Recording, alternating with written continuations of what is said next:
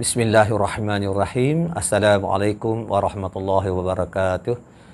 Syukur Alhamdulillah, syukur pada Allah Subhanahu Wa Taala atas kekuatan yang diberikan kepada saya untuk menghasilkan video berkait dengan sihir.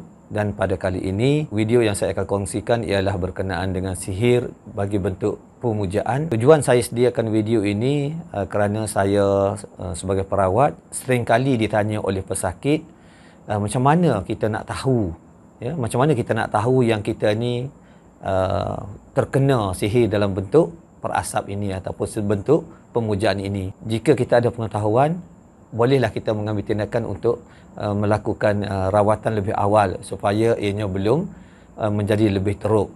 Saya akan kongsikan jenis-jenis sihir bentuk pemujaan ataupun perasap ini, dan juga saya akan kongsikan keadaan-keadaan ataupun kita kata sebagai tanda-tanda, ya, simptom-simptom yang kita boleh rujuk ataupun yang boleh kita gunakan sebagai panduan bahawa adanya berlaku sihir dalam bentuk pemujaan atau perasap ini. Dengan pengetahuan berkenaan dengan tanda-tanda ataupun keadaan-keadaan ini, tuan-puan bolehlah menggunakannya sebagai satu cara untuk membuat penilaian sama ada diri sendiri, ahli keluarga ataupun rakan-rakan di pejabat ataupun pekerja-pekerja, sama ada mereka terkena sihir bentuk pemujaan ini. Sebelum kita berbincang lebih lanjut berkenaan dengan sihir ini, eloklah kita faham dahulu ataupun kita dapat pengetahuan sedikit apakah yang dimaksudkan dengan sihir bentuk pemujaan ataupun bentuk perasap ini.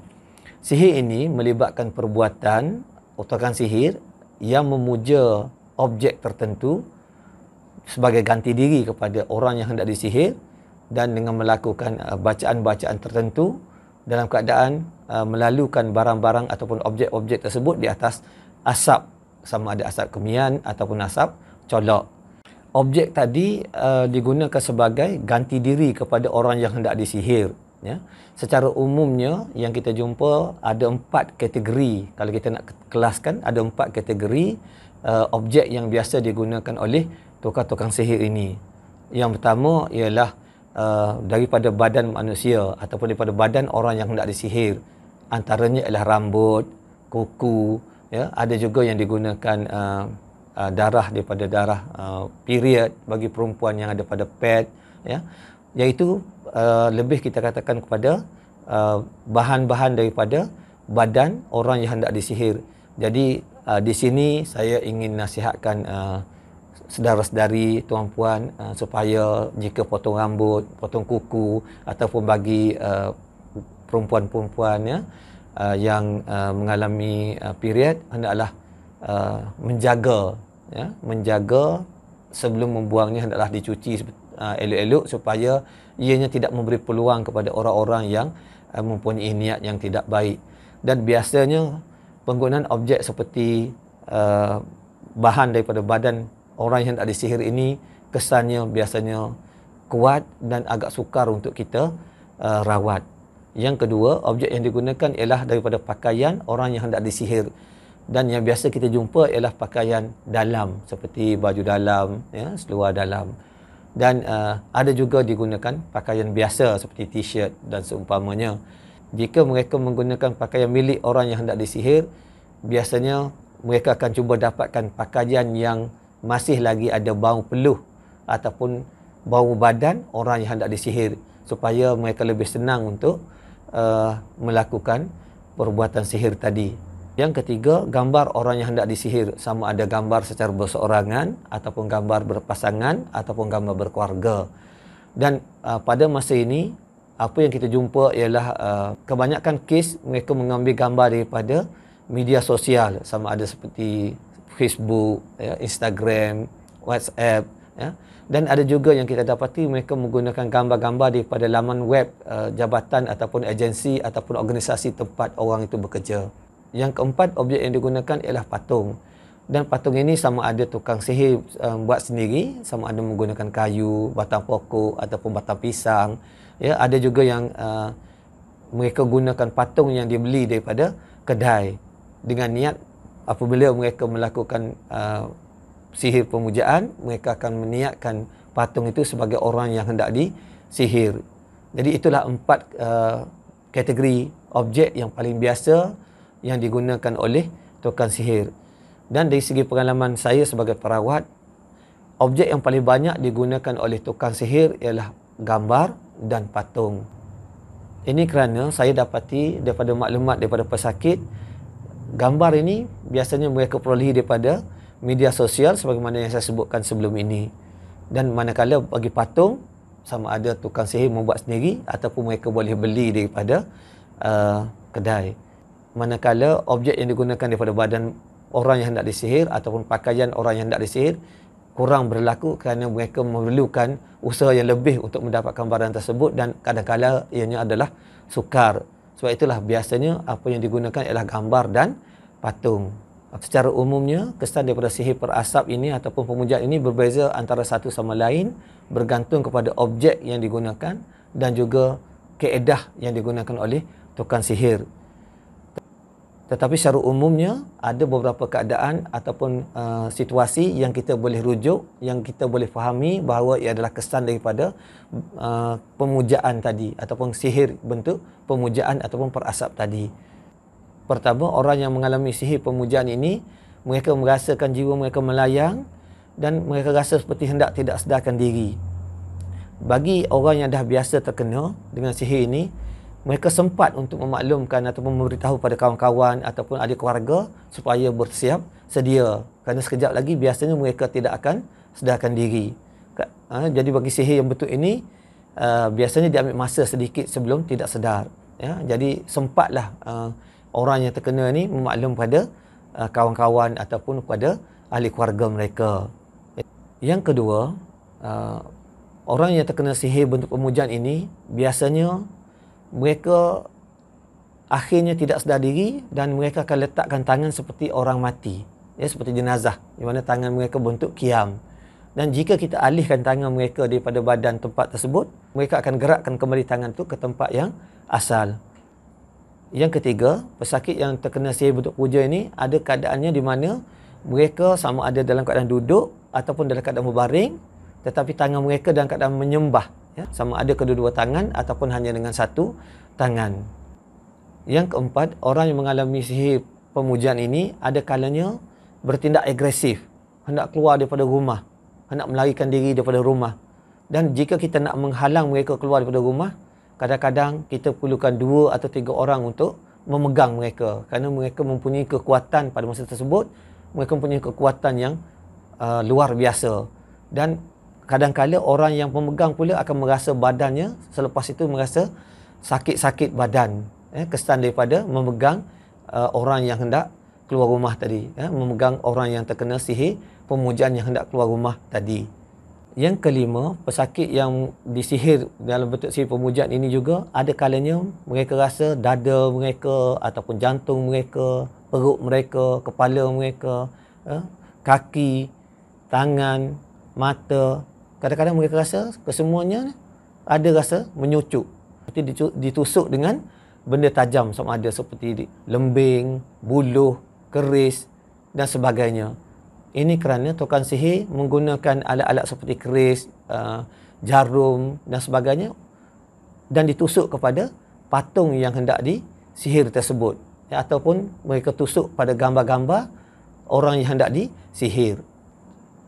Yang keenam, ada juga pesakit yang kita jumpa, mereka tidak boleh menelan makanan. Ya, mereka rasa seperti ada sesuatu yang menghalang di leher mereka. Ya. Dan ada juga yang boleh telan tetapi tidak boleh masuk ke dalam perut. Mereka rasa ususnya macam melekat. Ini menyebabkan mereka tidak berani untuk makan. Kerana kalau untuk makan mereka akan rasa sakit yang amat sangat. Jadi oleh kerana mereka tidak makan, akhirnya mereka mengalami sakit gastrik dan akhirnya mengalami luka-luka dalam usus. Dan ada yang kita jumpa, beberapa kes yang kita jumpa, akhirnya mereka pergi ke hospital dan dinasihatkan untuk membuat operation untuk membuang bahagian usus yang dianggap sebagai rosak tersebut. Yang ketujuh, ada juga kita jumpa pesakit yang mengalami kesan daripada sihir pemujaan ini. Mereka sentiasa mendengar bisikan-bisikan yang tidak tahu daripada mana.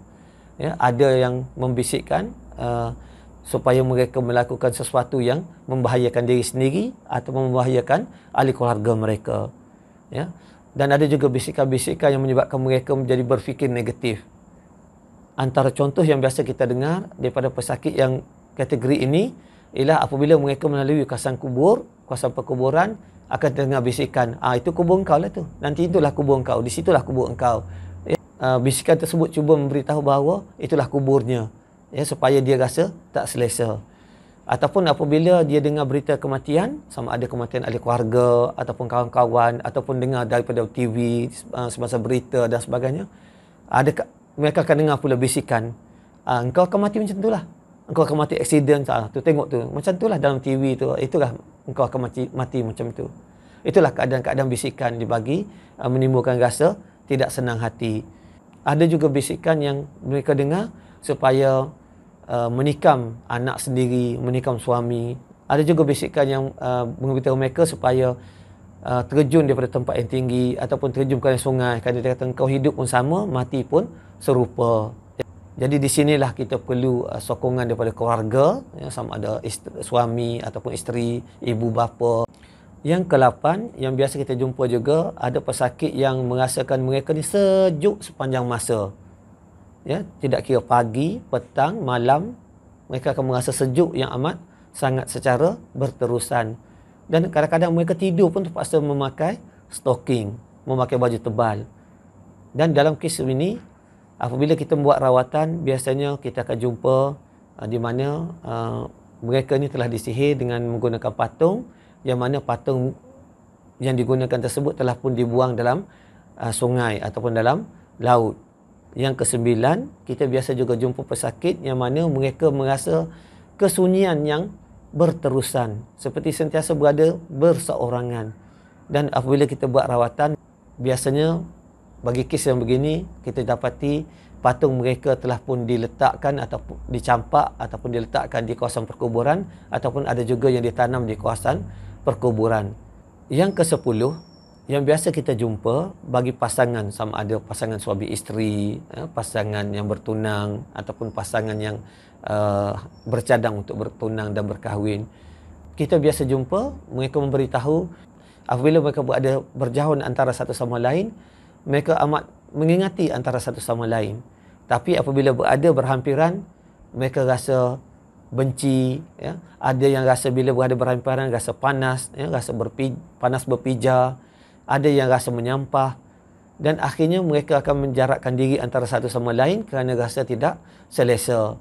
Bagi pasangan suami isteri yang biasa kita jumpa, mereka akan bergaduh, rumah tangga jadi tidak tenteram, dan yang menyedihkan ada juga yang sampai tahap berpisah.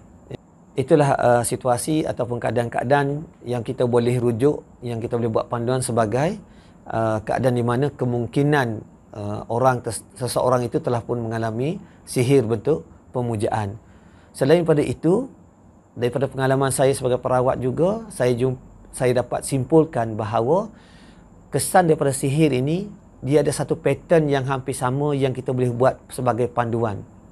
Sebagai contoh, orang yang mengalami sihir ini, dia mengalami kesakitan yang hampir sama pada masa yang hampir sama. Benarnya berulang-ulang hampir sama. Itu keadaan yang biasa kita jumpa. Sebagai contoh yang pernah saya jumpa, bagi pesakit yang mengalami sihir puja ini, dia sentiasa mengalami keadaan ini apabila hampir waktu maghrib. Dan bila tiba waktu maghrib, dia sudah rasa tak selesa dan diberitahu kepada kita, dia nak solat maghrib dahulu sebelum dia tak sedarkan diri. Dan selepas dia solat je, kadang-kadang selepas dia beri salam, terus terbaring. Dan perkara ini berlaku tidak kira bulan biasa, tak kira bulan puasa. Ada juga yang kita jumpa, pesakit ini mula kena pada pukul 1 pagi ataupun 2 pagi dan sentiasa berulang dalam waktu yang hampir sama. Daripada situ kita boleh katakan bahawa sihir puja ini, kalau kita perhatikan, dia ada satu trend tertentu ataupun ada satu pattern tertentu. Dan dari pengalaman saya sebagai perawat, untuk merawat pesakit yang terkena sihir bentuk puja ini agak sukar. Oleh itu, bagi pesakit, kesan daripada sihir pemujaan ini, selain pada kita membuat rawatan, kita juga akan memberi mereka zikir-zikir, sama ada daripada ayat Al-Quran ataupun selawat, ataupun daripada Asma' al-Husna, ya, untuk mereka amalkan secara berterusan sebagai menambahkan kekuatan rohani mereka untuk berhadapan dengan sihir-sihir yang dihantar kepada mereka. Kita juga akan bekalkan mereka dengan air daripada bacaan ayat Al-Quran ataupun air ruqyah untuk mereka minum secara berterusan. Dan bagi kes-kes yang teruk, yang mana setelah kita rawat, mereka telah pun diberi keizinan oleh Allah, telah sembuh, tiba-tiba berlaku kembali, ya, dirawat lagi, telah sembuh, ya, kemudian kena kembali. Jadi dalam kes-kes yang sebegini, kita menyarankan supaya mereka mengamalkan bacaan Yasin 7 Mubin dengan doa semoga Allah pulangkan kembali sihir-sihir yang dihantar itu kepada orang yang menyihir mereka. Itu sahaja perkongsian saya pada kali ini. InsyaAllah akan ada lagi perkongsian-perkongsian pada masa hadapan. Dan bagi memudahkan tuan-puan mendapat video-video yang akan datang, tuan-puan bolehlah menekan butang subscribe dan juga butang loceng. Akhir kata, saya ucapkan Assalamualaikum warahmatullahi wabarakatuh.